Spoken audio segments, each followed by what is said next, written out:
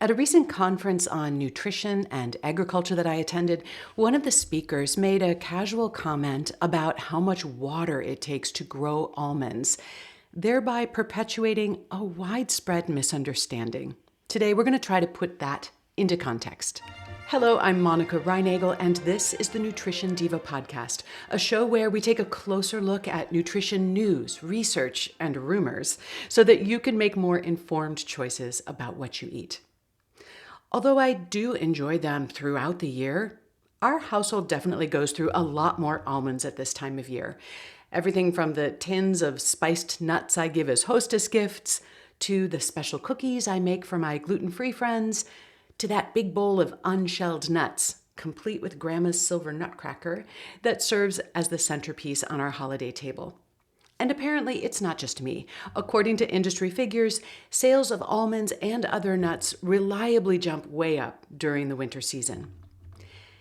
At the same time, many people continue to worry about the environmental impact of almonds and almond farming, specifically the charge that almonds are uniquely wasteful when it comes to water. For example, maybe you've heard it said that it takes a gallon of water to produce a single almond.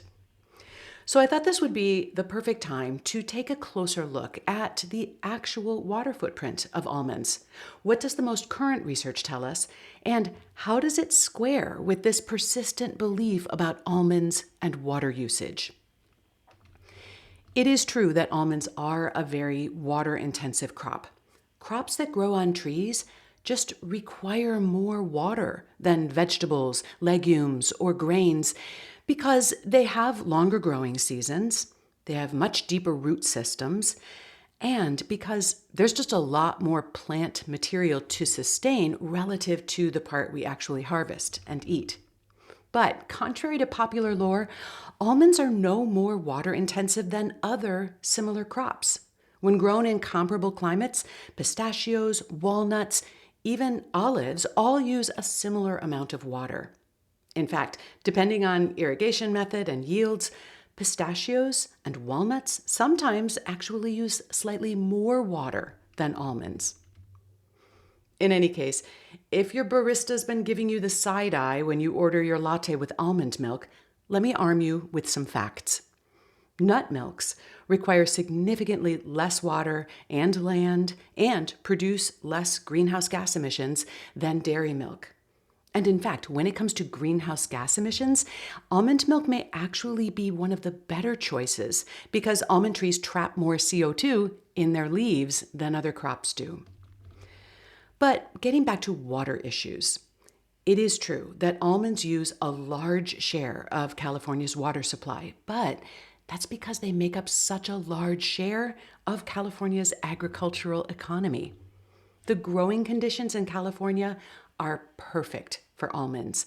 They have mild winters, long, dry summers, and an unusually well-developed system for managing the pollination needs of almond orchards, especially those honeybee colonies.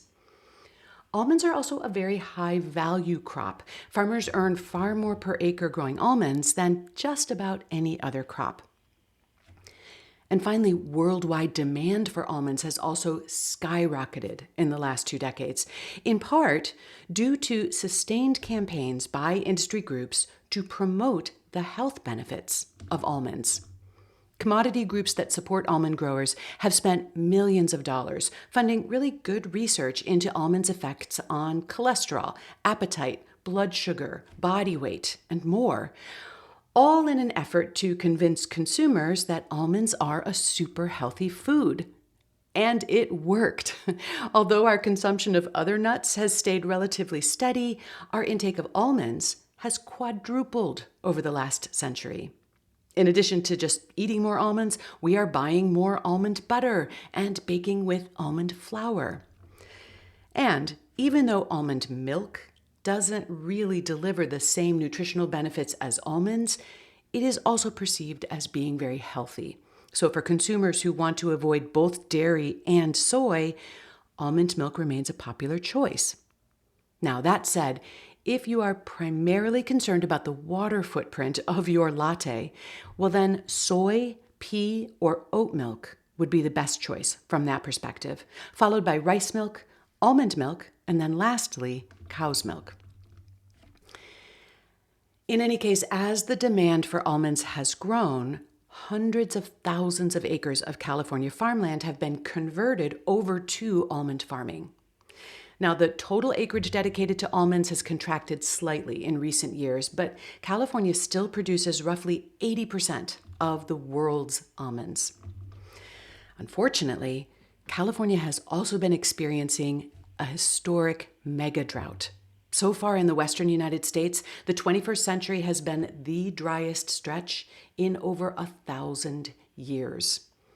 Now, the state has had a few wet years lately, but the long-term trend is still bending towards hotter summers, reduced snowpack, and less predictable rainfall. And as Californians nervously eye their dwindling fresh water supply, almond growers are suddenly in the crosshairs for using up more than their fair share. But switching to other less water-intensive crops would have serious economic impacts. Almonds use a lot of water, but they also pump an enormous amount of money into the local and the regional economy, supporting tens of thousands of jobs. Converting almond groves to lettuce fields or strawberry farms might use less water, but it would also take billions of dollars of revenue out of the system. Studies from UC Davis and the Pacific Institute show that in terms of economic return per gallon of water used, almonds continue to outperform many alternative crops that use similar amounts of water. Moreover, according to data published by the Pacific Institute, more of California's precious water supply is used to grow alfalfa to feed cattle than is used to grow almonds. And finally, let me just point out that no one is more invested in a sustainable solution than almond growers themselves. If they can't afford to irrigate their almond groves, they go out of business. Consequently, they are working hard on programs to reduce their water use, and they've made quite a bit of progress. Since the year 2000, California almond growers have cut the amount of water required to produce a pound of almonds almost in half, largely by investing in more efficient irrigation systems. More than 80% of orchards now use precision micro or drip irrigation, utilizing advanced technology like digital soil moisture probes, satellite monitoring, and real-time irrigation scheduling tools. The bottom line, almonds use up a lot of California's water supply simply because they grow so many almonds there.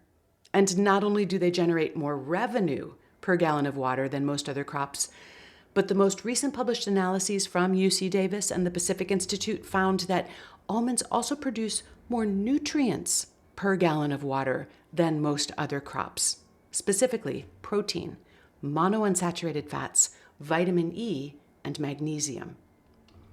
So if almonds are part of your holiday traditions or your everyday eating, I hope this reality check has helped you feel a little less conflicted about enjoying them.